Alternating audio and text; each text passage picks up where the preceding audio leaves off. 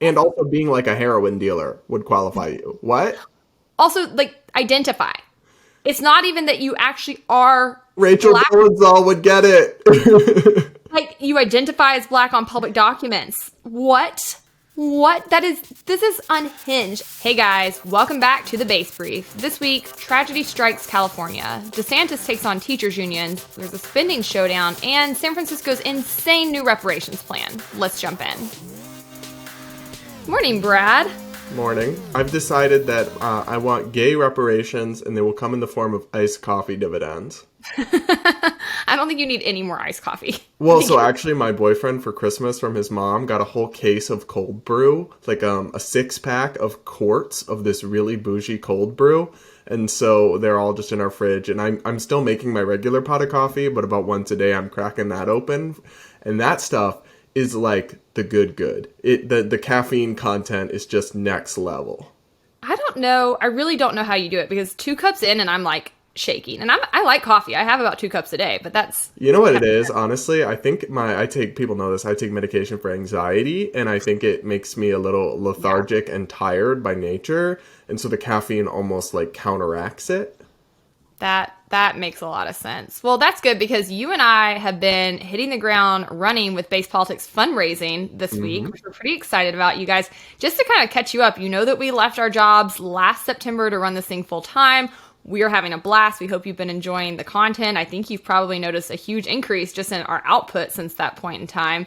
But we are a nonprofit, so Brad and I are having to kind of juggle multiple hats behind the scenes, some of which are really new to us, including fundraising, including just like the admin, right, of being the president and editor of an organization. There's a lot of legal loopholes, taxes, like files you have to fill out just to pay yourselves. It's crazy town. So we don't love that part, but we do think it's worth it to do that in order to be able to provide you the kind of content that we think was sorely lacking in the liberty movement before we launched Base Politics. So we've got a lot of work to do. We're looking to actually double our budget for the next year, because while we're able to now do this full time, we still want to bring on other people, increase the number of content creators that are doing this kind of work. We want to pay for advertising so we can start to rival some of the groups on the right who are doing this kind of thing but have terrible messages, and on the left.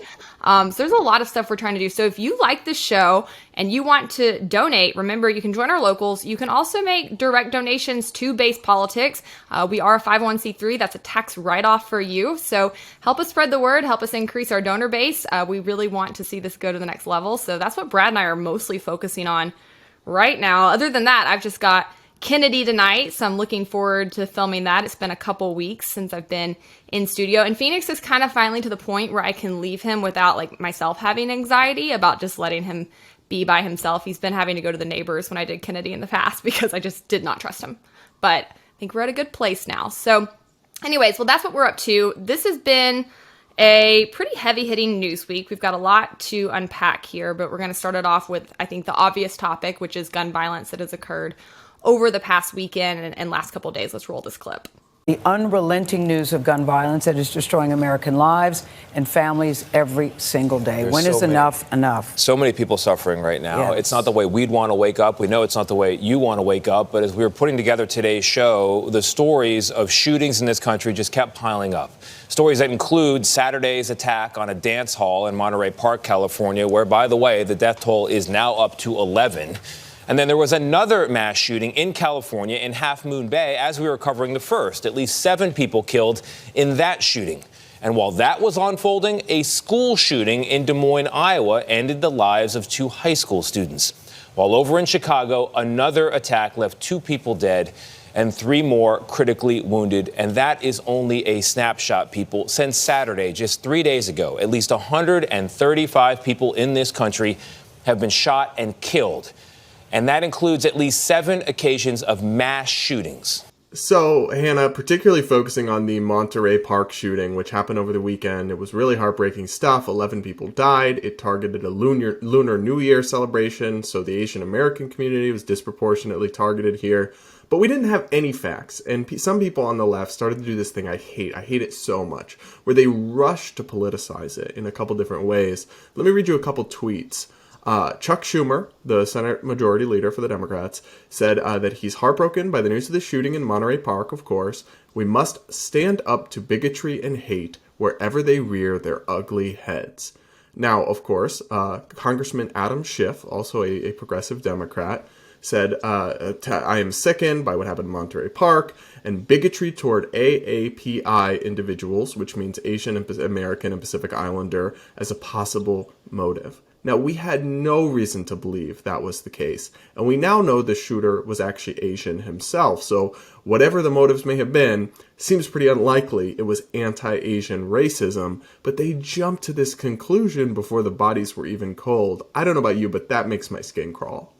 I think it's hard when they want to talk about bigotry. I mean, the fact that you immediately jump to blame this on a white person and saying this is white supremacy and that's what motivated it, this is a hate crime, sounds like you're pretty bigoted towards white people to me, because you're right, there was no reason to think this. Yes, it was the Lunar New Year. Yes, this was in, to my understanding, an Asian neighborhood or dance studio. But to assume that it's a white person doing it is not even a good estimate based on data of what we know of violence, and specifically gun violence. And that's for one major factor, which is that most violence is done by people known to the victim. And most people know people of the same ethnicity as them. Therefore, you will see that the vast majority of people who are harmed who are white have a white perpetrator. The vast majority of people who are harmed who are black have a black perpetrator. The vast majority of people who are Asian who are harmed, it is an Asian perpetrator. And yet you still see this rush to politicize these things, not only on the gun control front, but now on the racism front.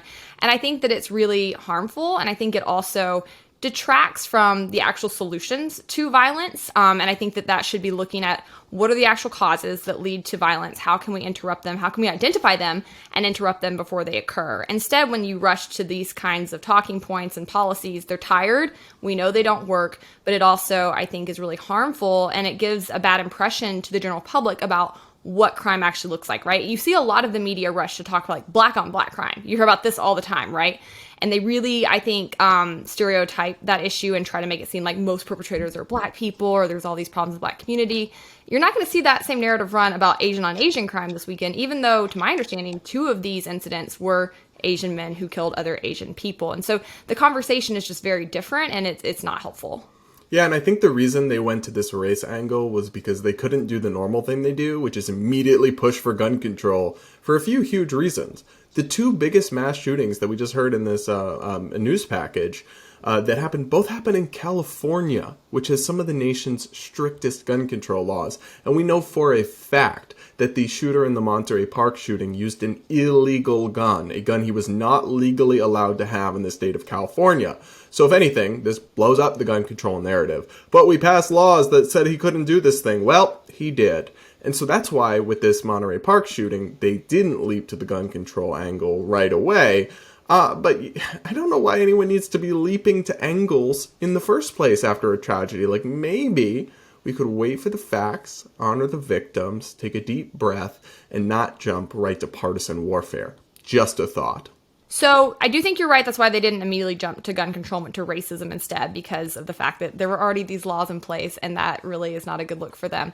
That being said, I wrote an article that I happened to be writing before these things occurred over the weekend about more data that we're getting on the failures of gun control. And I'm getting so fed up with the left's refusal to engage with the actual data on violence and on gun violence in particular, because it is overwhelmingly not in their camp. John Lott is one of my favorite researchers, actually. He has an organization called the Crime Prevention Research Center, and he recently pulled the FBI supplementary homicide report for 2020. And then because some states don't actually report to the FBI, it's very convoluted how we get data on crime. He also went to like public uniform crime reports, but he compiled a bunch of data. And what he found on, is crime spiking, is violence spiking or homicide spiking? Yes, but only in a small percentage of counties in the country. It's actually not a national problem, even though many people believe it to be so. The mainstream media makes it seem like that. We saw in the last election that a lot of people said this was one of their top issues. People feel like crime is getting worse all around them. But really, when you look at the data, the worst 5% of counties make up over 73% of homicides. And get this, unsurprisingly, those counties are almost all deeply blue with very strict gun control laws. Furthermore, he found that the worst 31 counties, which are almost all urban jurisdictions, which would predominantly be blue counties with very strict gun control, they accounted for 42% of the nation's homicides in 2020, despite holding only about 1/5 of the nation's overall population. That's astounding. Yeah, it is, because you do kind of think of that as crime being especially bad in like New York City and Chicago and gun crime and et cetera. But the numbers really put it into relief there. And even with the package we played at the beginning, the other shootings that they mentioned, some of them were in Chicago. Like, they're really, gun violence is not a problem in New Hampshire, despite New Hampshire having very loose gun laws, tons of guns everywhere. It's not as simple as good gun laws, no crime, bad gun laws, lots of crime. Like, it's really, actually, the data's pretty complicated and tends to cut against this idea that just stricter laws make it all go away. Yeah, I mean, let's dig into this a little bit more, because I'm a data nut, but I think this is fascinating. He found that 52% of counties in the U.S. had 0 homicides in 2020, and 16% of the rest recorded only a single killing. And he said, murder isn't a nationwide problem. It's a problem in a small set of urban areas, and even in those counties, murders are concentrated in small areas inside them, so any solution must reduce those murders. And for example, Los Angeles, which is where one of these crimes occurred, they basically had only 10% of their zip codes that accounted for 41% of their homicides, and another 10% of their counties accounted for 26% of the rest. So this is overwhelmingly a crime concentration issue. He also found that the worst counties were the usual suspects: Cook County, Chicago, Los Angeles, Harris County, which is Houston, Philadelphia, and then the New York City boroughs. Those were the top 5 worst counties, and they made up over 15% of the nation's homicides alone. Lott said President Biden and Democrats want to talk about violent crime as a gun problem. Over 92% of violent crime has nothing to do with guns. The way you reduce violent crime or gun crimes is the same, though. You have to make it risky to go and commit the crime. And he's absolutely right. I've worked extensively on criminal issues, and crime is nuanced, but we do know how to prevent it, and it isn't gun control. We know the factors that can impact it, and they aren't gun ownership. Pew Research Center actually reported in 2021 the household gun ownership rate in rural areas was 79% higher than in urban areas.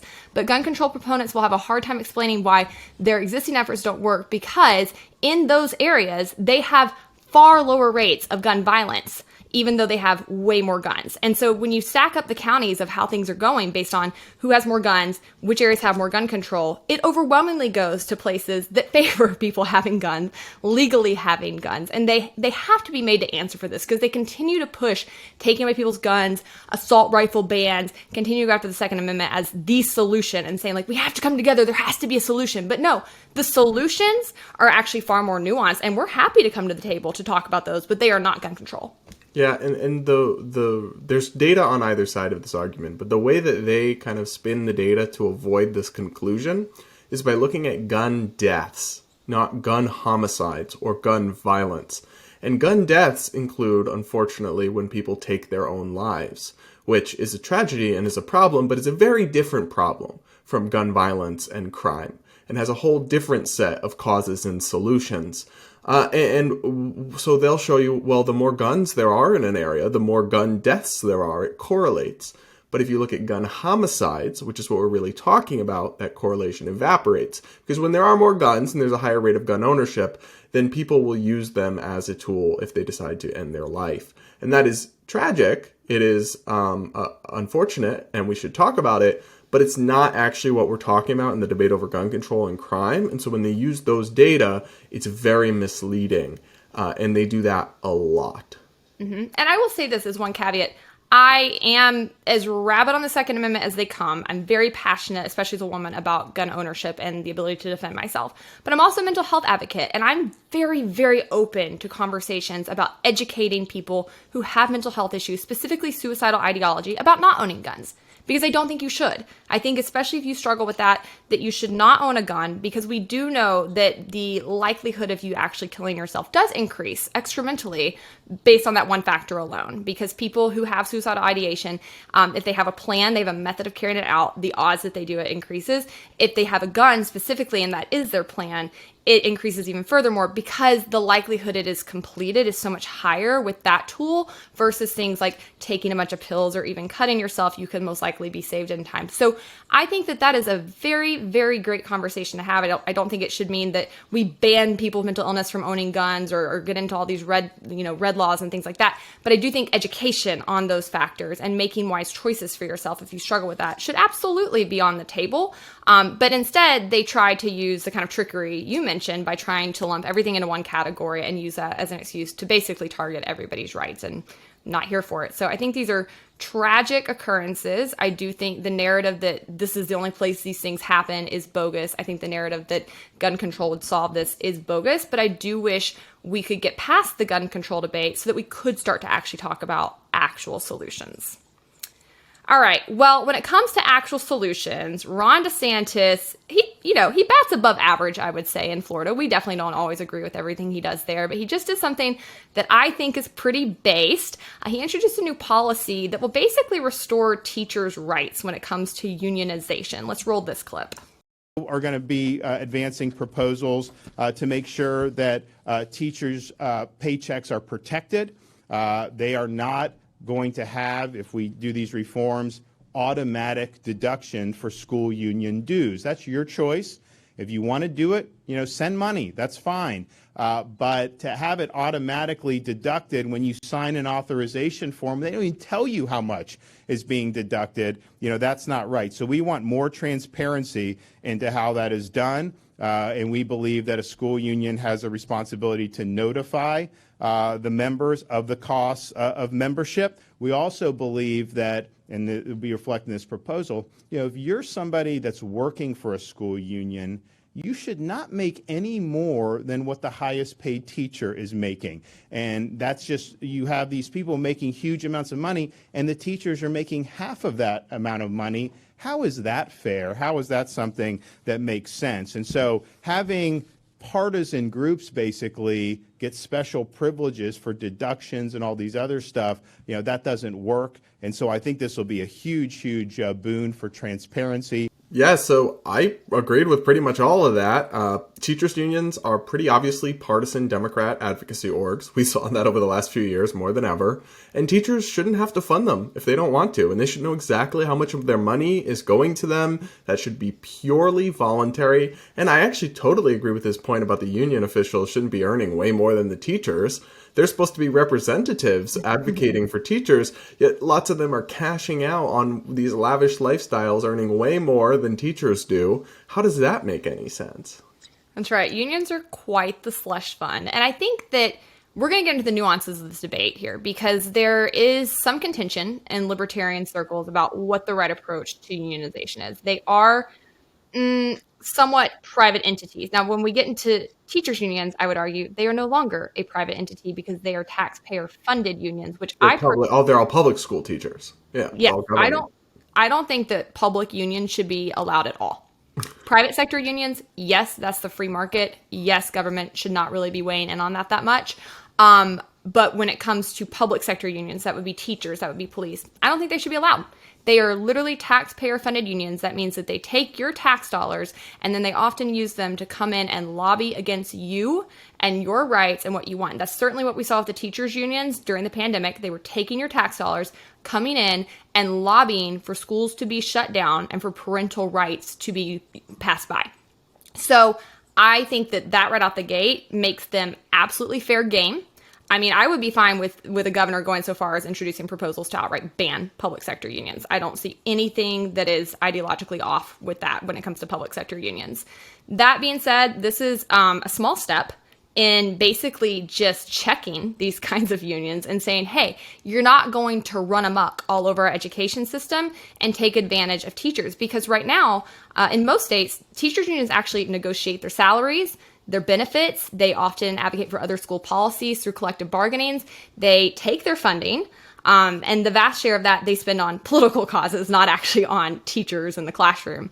And they take that directly from teachers' paychecks. And then they actually roll over teacher membership year after year without any action from the teacher. So you have to actively work to get out of a union when you're a teacher versus the other way in. And so what DeSantis is doing will basically just restore teachers the agency to decide whether they want to join the union or not. And I think that is very, very necessary. According to Fox News, they said, if enacted, DeSantis's proposals would raise teacher pay while stymieing union bosses from splintering these funds out of teachers' pockets and into their own coffers. Schools would no longer be permitted to fund unions directly out of teachers' paychecks. unions would need permission from teachers each year to keep them on their membership rolls and to restrain what they call zombie unions that no longer enjoy widespread teacher support from terrorizing students and parents. The blueprint would require that unions represent over 50% of teachers to engage in collective bargaining with the district. So basically saying you can't come in and hold a bunch of teachers hostage if over 50% of them have not even opted to join your union. And I think this is a very based model that could definitely be expanded across other states. And I think it's necessary because we have seen that these kinds of policies have actually been the most effective at restraining union thuggery, which ran amok in this country from FDR throughout the vast majority of the 1900s. I mean, people just didn't have very many rights. Workers were often forced to join these entities. They had their pay usurped by them, and the government backed that up. We've seen a shift in that in recent decades where a majority of states have now passed what's called right-to-work legislation, which basically just says you can have a union, but you can't be forced to join it. It's as simple as that, right? There's nothing at all that prevents you from joining a union. If that's what you want to do, have at it. I think it's stupid to do so, but if you want to, you're free to be stupid. But I want to negotiate my own salary, my own benefits, thank you. I want to be treated and compensated as an individual, not as some part of some collective blob, and then I get the average. Well, I'm above average, sweetie, and I want that reflected in my compensation. So I'm a hard pass on all of that. I think DeSantis is being smart here because the natural response attack is DeSantis is attacking teachers. He's anti-teachers, and everybody loves teachers in society. And look, there are a lot of great teachers. I had some great teachers in my public schools growing up. I also had some not so great ones, but that's a story for another day. But by increasing teacher pay, because whether you agree with it or not, there's a widespread belief that teachers are underpaid. And I think it's more complicated than that. I think the unions have unfortunately rigged a system where teacher pay is related to seniority rather than merit. So young teachers or who are early in their career are very underpaid, yet veteran teachers are, I think, heavily overpaid often. So I think it's a little more complicated, but he's raising teacher pay while scaling back the unions. So that kind of deflates the criticism of, oh, he's anti-teacher a little bit there. So I think that's smart.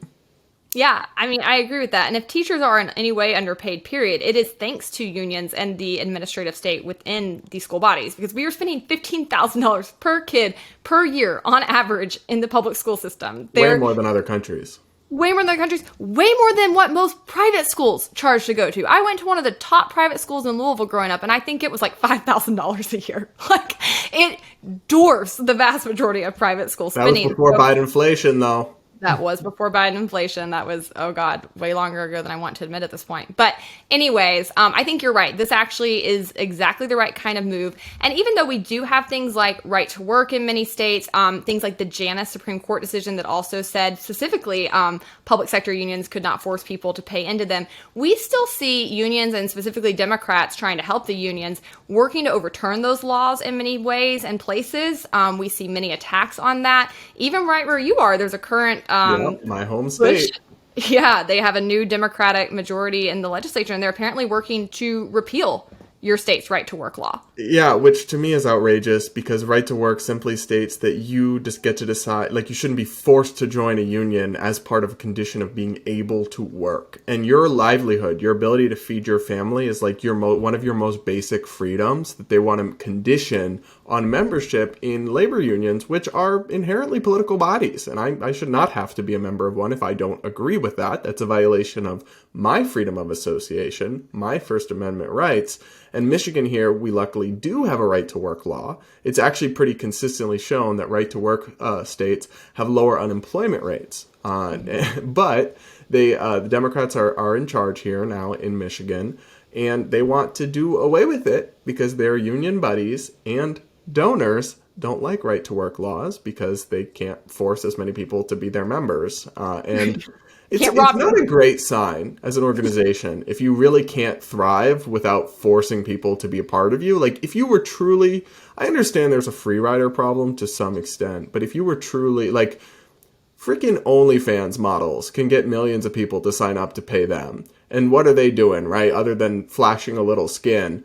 Netflix can get hundreds of millions of subscribers. Like, if unions were truly providing a super valuable service, workers would chip in a little bit, would be willing to chill in. Not all, but enough would be. But they have to force people because they're not.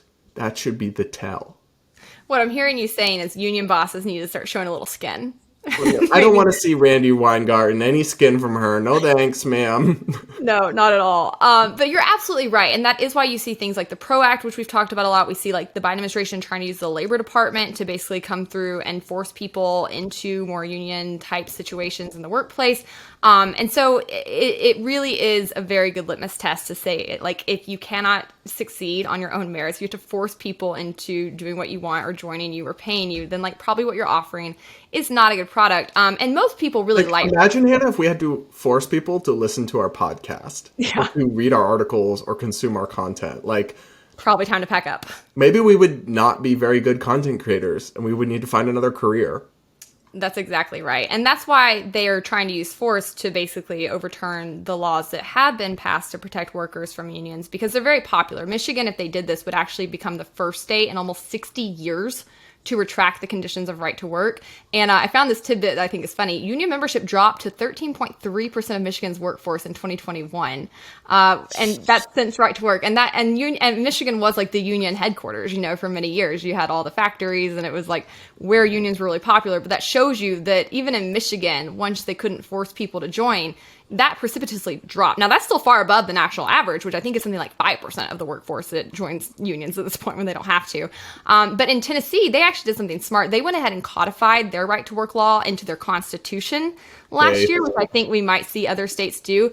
And it smashed. They had it up for a vote. Voters approved what was called Amendment 1 by a 2-to-1 margin, elevating right to work from law to constitution protected in Tennessee. The amendment swept all 95 counties in that state. So right to work is extremely popular, and that's why you see them coming after it in this way. Additionally, not only because they don't have the same amount of members, therefore don't have as much money, but it also is starting to diminish their ability to lobby against us. And there are some real battles right now that they are desperate to win, namely school choice. School choice is going down right now. I mean, we saw Arizona become the first state to pass universal school choice last year. We've seen a growing momentum even before the pandemic, but certainly post the school closures to get this done. There is now a bill in Florida that is sitting pretty. I covered it at Base Politics. The Speaker of the House is actually working it, which, y'all, if you've never lobbied state level politics, let me tell you, if you got the Speaker of the House in your corner, golden. It's a done deal almost. I mean, it's almost impossible to not succeed because speakers have so much control, right? They not only can whip their caucus and basically tell all members of their party how to vote, and then if they don't vote how they want them to, they can decide which committees they get put on, if they get primaried. I mean, they have all kinds of power in that way. But also, as far as legislation goes, they decide which committees it goes to, which which committees are friendly to what kinds of bills. You basically can make the pathway for a bill to pass. So Florida's looking really good. The unions are terrified because this would be massive. I think it would be almost 3 million kids that Florida would now give the school choice option to, which is would be the largest program. Amazing. I mean, times 10 in the country that we've seen. And if Florida goes, it's becoming such a bellwether for the rest of the country. I think you would very easily start to see other right-wing states follow it. Virginia is not even a right-wing state, but they also have a school choice push right now that's looking very good. And the unions are so desperate, including many of their friends in the media. There was this editorial that came out in Virginia basically trying to say that the school choice bill was unconstitutional because they have this thing in their state constitution that says public dollars can't go to private schools. But school choice doesn't give public dollars to private schools. It gives it to families. And then families decide what to do. And so they had this whole thing trying to convince both lawmakers and the general public that this was an illegal bill. It's not anything of the sort. And then they also just casually pointed out that that law was put in the state constitution because of segregation, because white people were trying to leave schools. They didn't want schools to be integrated. And they're like, we're not saying the current push for school choice is because of that. And it's like, yeah, of course you are. You're not just casually mentioning that. You're trying to imply that that's why people want public schools are heavily racially segregated, and school choice and charter schools are often very diverse. Yeah, exactly. And as a whole, the vast majority of people who are working for school choice already have their kids outside the public school system. They already can do it. So do the ones opposing it, though. Yeah, that too. That too. They're just hypocritical. Most people in our camp are like, I want poor kids to have the same opportunities, and I don't want them to be trapped in failing government institutions, indoctrination camps, and specifically very racially designed indoctrination camps because of how public schools are assigned based on zip codes. But and because our friend Corey DeAngelis always will look up whenever he sees like a lawmaker opposing school choice or something, then he'll look them up, and always either they went to private school or their kids currently go to private school, or it's like very rarely are the advocates pure diehards, public schools only in their own lives, but they just don't necessarily think everybody else should have that choice. And that should tell you whose pocket they're in. It's not about the kids' education. It's not about what's best for the kids. It is about what's best for the teachers' unions and the people who are padding their pockets. But I also think many of them have convinced themselves that that's also what's best for the kids. I don't know how. Looking at the decades-long slump of educational outcomes in the public school system, looking at how those are very disproportionately skewed towards people of color and minority communities, that's bullshit. I hardly ever cuss on this podcast, but bullshit. Absolutely not. Speaking of BS, we need to talk about Republicans for the welfare state, TM. There are some interesting budget showdowns going down right now because of something nerdy that I love as an econ wonk, but y'all might not care about, the debt ceiling limit. So on last Thursday, there's a statutory limit in U.S. law about how much debt the federal government can go into. And if we need to go into more debt, they have to raise it. They have to pass a law to raise it. And it's like 31-something trillion. And we hit that last Thursday. Now, the Treasury Department is able to, theoretically, we would default on our debt, which would lead to a financial crisis. And because we couldn't pay our bills, we couldn't pay back what we owe, our interest payments. But they're able to do so-called emergency measures to float us for a couple months, basically, by like moving some cash around from other places, Treasury Department shenanigans, basically. And so now the real debt limit is going to hit in June when the Treasury Department can't make the money work anymore. And we either have to raise the debt limit or default on the debt. Now, to be clear, whenever you hear them talking about, we're going to default, it's scaremongering. No one is going to let us default. But this is leverage. And so many Republicans are saying, we'll extend the debt limit, but we need spending cuts. We need to, some want to balance the budget, fat chance, but they at least want to get spending cuts as part of the deal to raise the limit, because otherwise you're just pouring more fuel on the fire without doing anything to stop the source of the problem. And now this has brought out an interesting divide in Republicans. Those who want to cut spending and are honest and admit that that has to include Social Security and Medicare, two biggest entitlement programs, huge pieces of our budget. You can't make the budget balance without touching them. The math is not mathing, sir. And chief among them is our pal, Donnie Trump. Take a listen to this, Hannah. Cut the hundreds of billions of taxpayer dollars going to corrupt foreign countries. Cut the mass releases of illegal aliens that are depleting our social safety net and destroying our country. Cut the left-wing gender programs from our military. Cut the billions being spent on climate extremism. Cut waste, fraud, and abuse everywhere that we can find it, and there's plenty of it. But do not cut the benefits our seniors worked for and paid for their entire lives. Save Social Security. Don't destroy it. So it's really interesting to me to hear Trump say this, because if you want to talk about spending cuts, it's pretty notable who in the room did not do spending cuts when he was in office. In fact, he was responsible for a massive amount of spending. And while I stand in solidarity with anybody trying to cut government spending, I think there's a lot of hypocrites running around Congress right now on the right who voted for every piece of spending under Trump, who sent for Trump nonstop, who had nothing to say when they were in control, except for now that they aren't in control. Now they're going to be principled and they're going to go after it, and they're going to try to hold Democrats accountable, and they're going to say Democrats are so much worse than Republicans, when really it's actually kind of a wash between Democrats and Republicans when it comes to who's added more to the debt. And when they have the power, they don't do anything meaningful. So like, I'm fed up with that kind of hypocrisy, and this is not the first time we've seen them rear their head in that way. But I also think it's particularly annoying when you see Republicans simp for these really bad entitlement programs that they will run against, that they'll talk about till the cows come home, right? We need to privatize Social Security. I've been hearing that my entire life.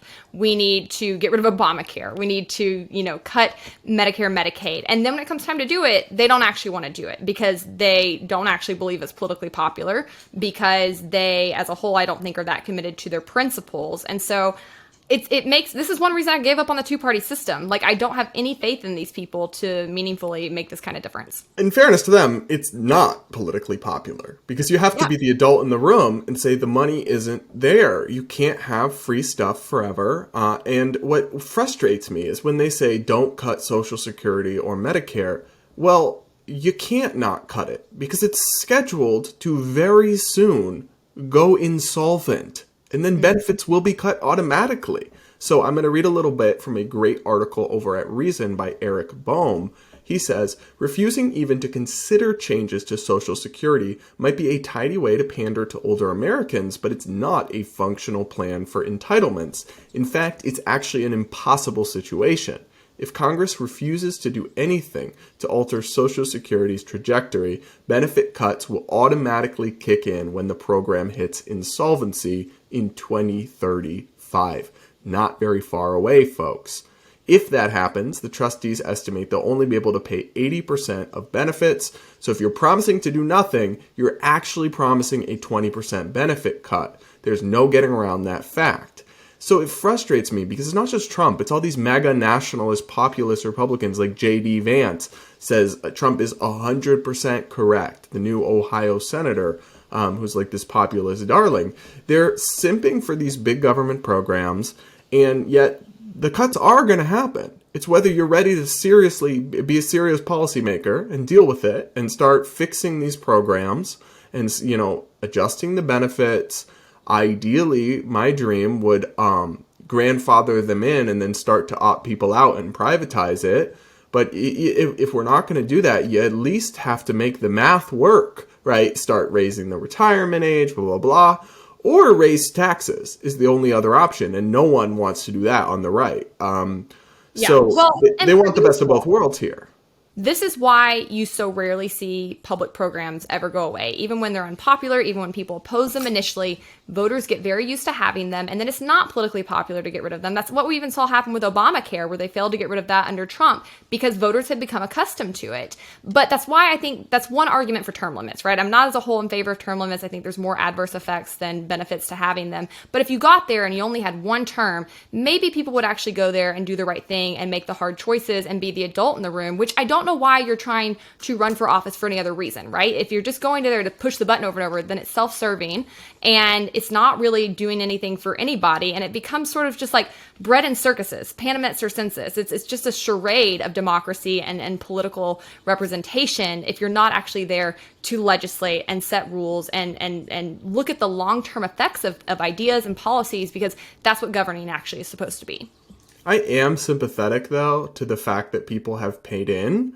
But I want to point out that people have paid in much less than they're expected to get out. So this data here comes from my friend Brian Riedel, who's an economist with the Manhattan Institute. And he points out that for Social Security, the typical retiring couple will pay in $625,000 in taxes, but they will receive almost $700,000 in benefits. So not a ton more, but they will receive more in benefits. Medicare is where it gets crazy. You will pay, the typical retiring couple will pay in $1 for every $3 they get back in Medicare. So $161,000 on average in taxes paid into Medicare. Yet they'll get $522,000 in benefits received. So that's $3 they get for every $1 they paid in. So when people say that they're entitled to this, they paid in, everything else, that's not really true. It's kind of a little true, but it's not fully true because taxpayers are going to be picking up the bill here for a lot of this. It's not just you're getting back what you paid in. Exactly. And I think that's why you need to start creating pathways out of this. You need to stagger it out. And on the other side, at the state level, we often call this like a welfare cliff, right? That's something we deal with other kinds of programs where if people start making more money, they'll lose a ton of benefits all at once. And so they actually have an incentive to stay on things like food stamps or other sorts of welfare programs. What you have to do is create a stepping process to where they slowly stagger the benefits and phase them out and move you towards a fully sufficient model where you're privatized or off the welfare system. That's what has to happen with Social Security. And they are making no moves to do it. And to me, it pisses me off because I'm one of the people currently paying a boatload into the system, knowing good and well I will most likely never see it. Yeah, and it's so frustrating too, because imagine what would happen if the money that you were currently paying into Social Security was going into a like private investment account, like a retiring savings account, and was going to be invested in the stock market. And then by the time you're 65 would be worth so much more. Yet Social Security, they would vastly dwarf the returns on Social Security. But people think that the way Social Security works is they take your money and they set it aside for you. No. That's not how it works. They take your money and they give it to the current retirees. And then eventually somebody's going to be left holding the bag, because the flaw in Social Security's design was that it assumed the generations would all be of equal size. And then you could theoretically pass the bag down forever. But thanks to the baby boomers, and I'm not blaming them for this, there's just a lot of them, that's not going to work out. And so somebody's going to be left holding the bag, and it sure looks like it's us.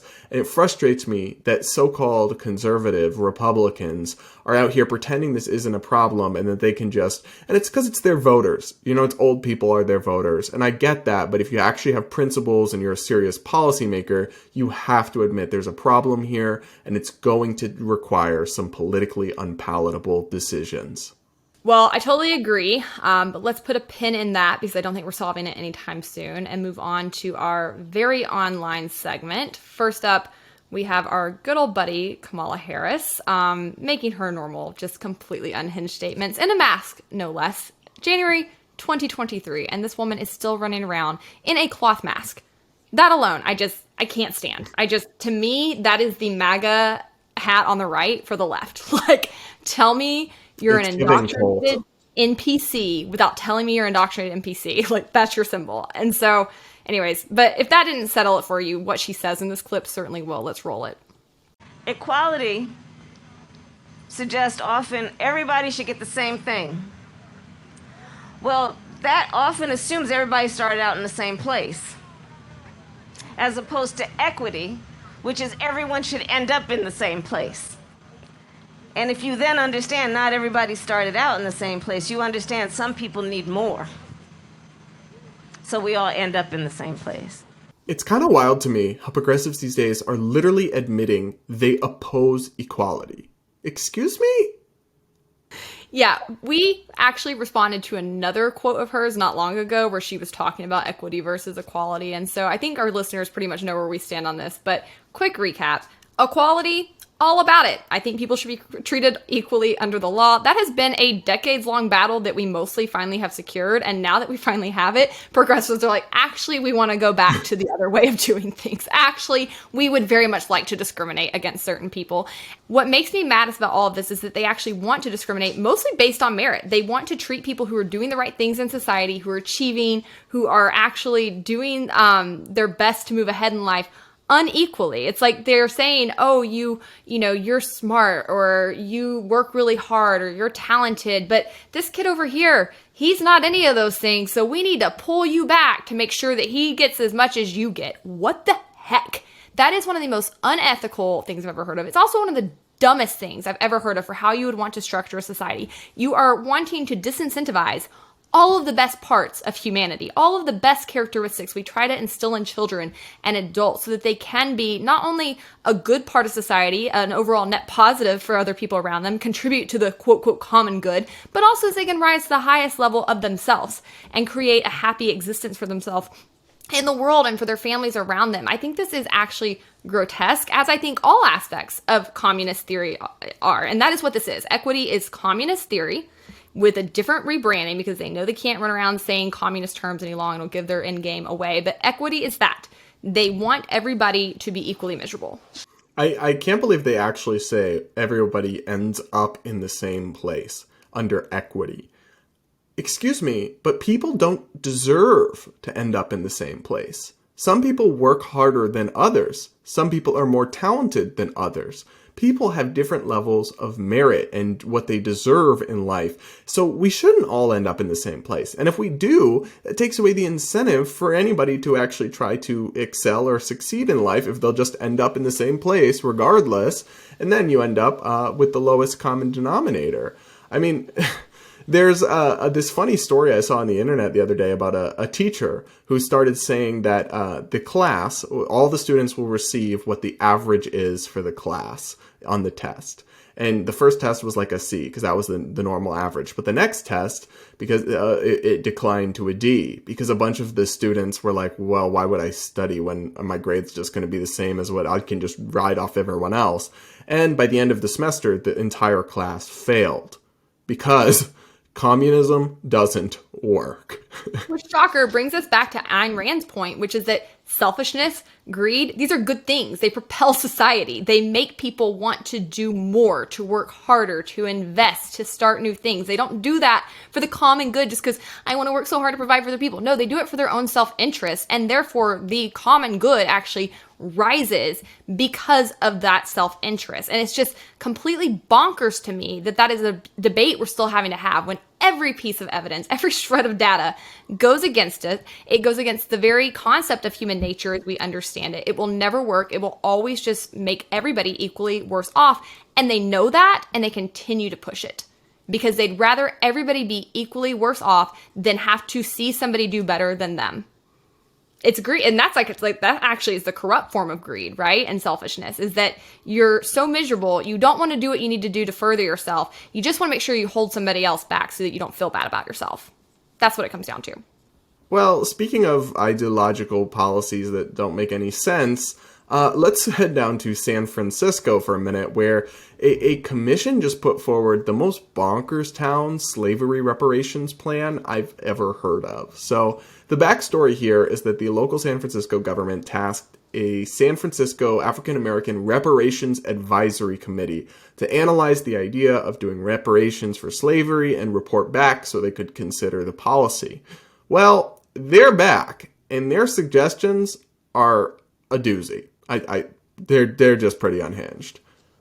Yeah, I was digging through this morning. I had not heard about this at all, but it is quite a doozy. So basically, the committee is proposing the city make a lump sum payment of $5 million to Black residents who are at least 18 and who identify as Black or African American on public documents for at least 10 years. They also say residents must meet at least 2 of 8 other requirements. Among those is that the resident is personally or the direct descendant of someone incarcerated by the failed war on drugs, or is a descendant of someone enslaved through U.S. chattel slavery before 1865. The proposal... That part's optional. The actually being descended from a slave is optional. It's one of the things you could have to qualify. And also being like a heroin dealer would qualify you. What? Also, identify. It's not even that you actually are Rachel Dolezal would get it. You identify as Black on public documents. What? This is unhinged. And also, it proposes taxpayer-funded loan forgiveness and an income supplement of $98,000 a year for up to 250 years. When you talk about the math not mathing, what? With what money? Yeah, exactly. So according to UC Berkeley, if every Black resident qualified for the $5 million payment, and not all would, but most would, especially if anyone could just identify. Though I guess you have to do it 10 years back. But the city would be on the hook for $223 billion. And I want to put that in context. The entire city's government budget right now is like $15 billion. And that would come out to a cost of $263,000 for every non-Black person in San Francisco. The funniest part of all of this is that slavery was never really that much of a thing in California. There was some slavery, but much less than in other parts of America, because from the very beginning that California was admitted to the Union, it was admitted as a free state. Now, there were some exceptions where slaves were brought from other parts of the country, and there was some, but it was much, much less than in the South and in other parts of the country. And they actually acknowledge in this plan that, yes, California never really had a recognized form of chattel slavery, but it did have segregation. And so hold on. Now we've totally shifted the goalposts because they literally say you don't even have to be descended from a slave to qualify for $5 million cash. What? But, I mean, come on. Reparations has always just been yet another end goal to communism. I'm sorry. It's bogus. Like, I've always thought that. One, there is no real way, even if we are going based on, like, you have history of generations of your family being black and it's documented, we have no ability to say whose descendants were slaves or who is the descendant of slaves, who isn't, because a lot of this wasn't documented. A lot of these people were not even on record, right? The personhood question is still up in the air for many of those decades where you had slavery. So just even being able to track who actually is a descendant of slaves, who actually was harmed in this way, was always bogus. Now you get into these kinds of parameters in California, and it's even crazier, but it's always made very little sense. It's always been something basically to just start trying to get a significant amount of the population basically on like a universal basic income type situation, okay? Like, it's never been like a structured, like, here's a way we're going to track this and make sure that we just give some kind of actual reparation to people who were directly impacted by this, who had their property taken, and it's going to be this amount. No. There's no way to even quantify that or even understand. And I think if you were to go back and to have done this a long time ago, that might have been more realistic, more I attainable. agree. I would have supported it like after the end of the Civil War, do slavery reparations for former slaves. They deserve reparations for the harm that was done to them. You could even argue their children it should be done. But like so many generations later, and you're going to punish people who were never slaves, reward people who were never slaves and punish people who were never slave owners, and also reward people who aren't descended from slaves and maybe their parents came over afterwards or their parents were free at the time, their descendants or ancestors rather. It's just totally incoherent. What about mixed race people who are descended from both slaves and slave owners? The whole thing doesn't make any sense. It's just a bananas town progressive pipe dream. And also, if you want to talk about going back and giving people reparations for harm the government caused to them, slavery is only one of many things the government has done to cause harm to many people in this country, right? Like, which ones do we say we go back and pay people for? People who were murdered by the government? People who had their property taken under eminent domain? Like, there's all kinds of ways the government has harmed people. You cannot possibly go back and make reparation for all that. What you could do is actually work to limit the government and prevent it from ever doing it again, which only comes from removing their power. But that's never what people who want reparations ever lean towards, right? It's not about actually preventing future harm. I don't think it's even about rectifying future harm. It's about more people being dependent on the government. I think it's cashing in. Yes. I would be curious how many people on this commission would meet these qualification requirements for their $5 million that are very specifically written to be very open-ended. Very broad. All right. Well, let's move on to the mailbag. Brad, this one at first is a gem. So this is a comment that was left for me, and it says, I'm a straight guy, but if anyone could turn me gay, it's a tall 6-foot libertarian with nice green eyes and good hair like yours, no homo. Keep spreading the good word about liberty and freedom. Now look, I appreciate this comment, but I'm going to say, it doesn't strike me as something that a purely 100% straight guy goes out and writes to another dude. It's okay if Brad flipped you. You can admit it. Like, it's fine. No judgment here. I get it. Very attractive. Bisexuality is valid too. Yeah. It's okay if you think Brad's attractive. All right. The next comment says, cute detail. I used to do paint by numbers way back when I was a kid, especially when homesick. Something very comforting about doing this. Yeah, I'm bringing the trend. Everybody I tell about this, they're like, you're doing what? And then I show it to them and they like start to get kind of hooked. So is it like an ADHD thing or something that's like mentally rewarding about it? I'll tell you what it is. I have an anxiety disorder, and one thing that has always been very self-soothing to me is tasks that are like very well defined, that don't take a lot of mental energy, that have a big reward. So like when I was in classrooms growing up, I would always doodle and like fill in things, and that would help me like self-regulate and also like actually help me pay attention a bit better. So I love these kinds of tasks. They're just very therapeutic to me. And actually it's something that a lot of therapists do assign, like coloring, journaling, things of that nature that are a bit more contemplative. It really, I think, helps people sort of remove themselves from like their mental state. Like for me, if I'm listening to a podcast, reading a book, watching TV, a lot of things that other people do as like time off type hobbies, my mind is still going 90 to nothing. And oftentimes it's even sped up because of the new information I'm taking in. Whereas when I'm painting and I'm having to like concentrate on doing something very specifically, because it's really tiny. It's not like, it's hard to do paint by numbers. You're doing very defined little spaces and strokes. You have to concentrate so heavily on it, you can't think about everything else. And that is just incredibly mentally freeing to people like me. So, referencing our Andrew Tate conversation, one guy wrote, funniest part of the video is right after an hour when Brad admits Andrew Tate's videos are incredibly homoerotic. What can I say? I'm easily amused. By the way, if I had a choice, I'd be bi, if only to double my chances on any given night, but dudes are disgusting to me, and that religious conversion therapy BS obviously doesn't work. This is a funny point to me because I've heard from many women that they know being gay is not a choice because if they could, they would totally choose to be lesbians. Mm-hmm. I've even said it. Yep. You don't often hear men admit it. And I think the funny part about this to me is his reasoning. It's not because like he thinks men are better partners. He just wants to like double his chances getting laid. Whatever. Which I have to say, like, would definitely. The math in this case, the math is math. It does track. It tracks. So sorry but I agree. The religious conversion thing, I don't think works in any direction. So nope. Probably best to avoid. Okay, on to hot takes. Mine this week might be controversial, but I've thought about it for a few days and I stand by it. And that is that road rage is perfectly acceptable. Now, one caveat, it's not okay to like be violent towards people or act on it. But honking at people, maybe occasionally flipping them off, yelling at them from the privacy of your car, being very upset by stupid decisions other drivers make, I think all of this is a justifiable reaction because the vast majority of drivers are idiots.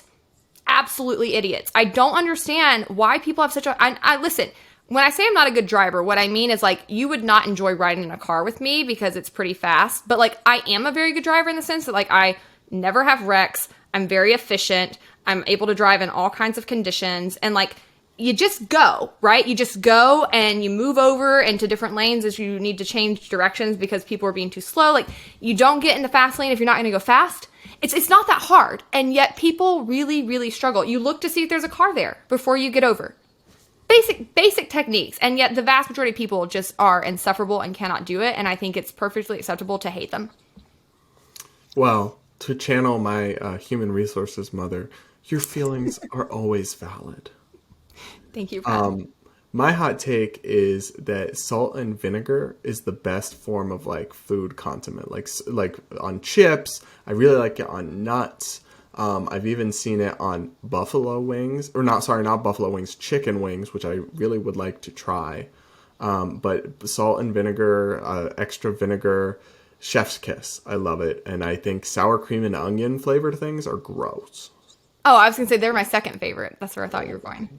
And but I'm give you bad breath. Salt and vinegar. If I could eat one thing every day and not be fat, salt and vinegar chips. Yes, same. What brand? I like them all, but I like UTZ. So I don't know the name of it. It's this dark blue bag that's the best. Oh, the Cape Cod. Are they the Cape Cod ones? No, Cape Cod's second best. This is like a dark blue bag with white writing on the front. It's kind of a thick material. I'll look it up for next time. But that's the best. Then Cape Cod, then Lay's. Okay. Yeah, Lay's are a little weak sauce in terms of actually being that vinegary. Yeah, they don't make your tongue like break out, which is what I'm going for with my salt and vinegar chips. But I like the thinness to them. Oh my God, you want to know something so funny? So we talked about Warheads and how I liked Warheads, the sour candy, on this podcast. And then like the next week, I got a package unlabeled of Warheads delivered to my home with no return label, no from. And for a second, I was so creeped out. I was like, did someone on the podcast find my address? Turns out it was my mom. But which was lovely and I appreciated it. But she could have included a from, right? Like, because for a second, I was just chilled. Your mom is the best podcast troll that we have. I love her reactions to our conversations. But when you got those, I was like, do not eat those because we didn't know. And I waited till I knew. I think I was the one that was like, make sure it's not your mom. I thought it might have been you for a second, but then it wasn't. And I was like, but remember over Christmas, and I feel bad about this because I think it was a nice, well-intentioned gift, but somebody sent me a beautiful box of these just very elegant gluten-free cookies. And I've never been able to figure out who they were from. It had like an Amazon return receipt, but I scanned it and it just said like, say thanks, but it still didn't tell me who they were from. And I thought it was you because you often send me food as a gift. So I asked you and it was no, and then I've still never figured it out. So whoever sent me those cookies, thank you, but I have no clue. I did eat them. You decided it was worth the risk? It seemed like a friendly gift, so I didn't. It would also, though, if someone was trying to assassinate you, it would be like a pretty effective way. I don't know. Send salt and vinegar chips. Yeah, that's the way I want to go out. Poison, salt, and vinegar chips. As long as you can't taste the poison, but by the time that you're at the bottom of the bag, you're just getting really sleepy and you don't know why. So, all right, now I'm going to be scared of salt and vinegar chips. Okay, well, maybe we'll wrap it there. Let's leave it there. All right, guys, that's a wrap. Hope you enjoyed the episode. Leave us a comment, share the video. By the way, if we have topics that we haven't covered that you want to hear us go over, let us know. We're happy to talk about other policy issues, personal questions, weigh in. We love hearing from you guys. So we'll be reading the comments for any feedback on that end. And until next week, stay based.